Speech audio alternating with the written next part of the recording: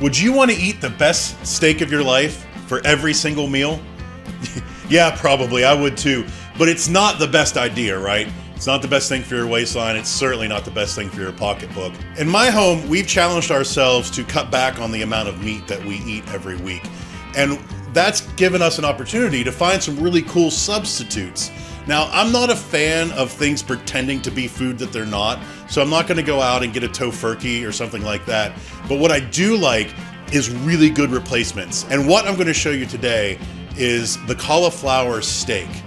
Cauliflower steak is an awesome center of the plate replacement for your standard pork or steak or chicken, and it's really easy. All you do is cut 2 huge planks out of a head of cauliflower.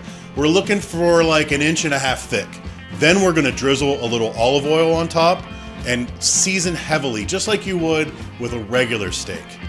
Then pop it in the oven, about 20 minutes, all done, ready to go. It's delicious, it's easy, it's cheap.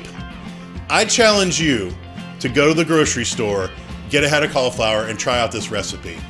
You've got nothing to lose. And let me know how it goes in the comments below. Of course, don't be afraid to smash that subscribe button.